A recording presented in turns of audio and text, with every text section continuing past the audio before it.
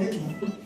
आपल्या आजच्या ज्या वक्त्या आहेत त्या सौ मेघा प्रवीण चौगुले, त्यांचं शिक्षण BA झालेलं आहे. त्यांनी शिक्षण पण कशा पद्धतीने पूर्ण केलेलं आहे ते त्या सांगतील.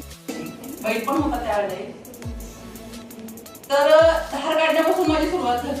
म्हणजे शिकायचं नाही. आता जर बघितलं तर मुली लग्न करून घेणार असतील तर आपण अपेक्षा मानतो की शेती पाहिजे पहिली गोष्ट, त्याला जॉब पाहिजे, ते पण 20-25 हजारचं चालणार नाही, आम्हाला 50,000 तरी कमीत कमी पाहिजे, वेल सेट पाहिजे, बंगलो पाहिजे मस्तपैकी बांधलेला, एक नवीन कार करकरीत म्हणतो ना तसं, हे असं सगळं असेल तर. आणि त्यामध्ये आता नवीन आणि ऍड झालं म्हणजे घरात सासू सासरे नको, पुण्यात राहायला पाहिजे. आणि जर सासू सासरे जर जिवंत असतीलच तर मग ते तुमच्याकडे किती दिवस येणार, वर्षातनं किती दिवस, हे सगळं आधी ठरवलं. म्हणजे मला मी चार्ट पडते ह्यावेळी ज्यावेळेला चर्चा ह्या ऐकते त्यावेळेला म्हणजे आई वडील आधीपासूनच नको. मला अशा मुलींना सांगायचं आहे, तुम्ही म्हणजे मी वैयक्तिक कोणाला बोलत नाहीये, ज्यांना सासू सासरे नको असतात त्यांनी अनाथ आश्रमातल्या मुलाबरोबर लग्न करावं, जेणेकरून त्यांच्या आई वडिलांचा तुम्हाला प्रश्न पडणार नाही. कारण लहानाचं मोठं करेपर्यंत तर तुमच्या आई वडिलांचं काय झालं असेल, एक भाऊ किंवा एक बहीण मोठी करेपर्यंत, शिकून तयार करेपर्यंत.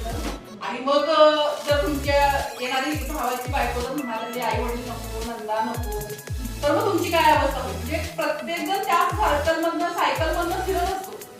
आज दुसरं कोणतरी आंतरराष्ट्रीय महिला दिनाची थीम जी आहे गिव्ह गेम, त्या स्त्रीला गिव्ह अप करण्यासाठी आहे. एक शेतकरी सुद्धा गिव्ह अप आहे.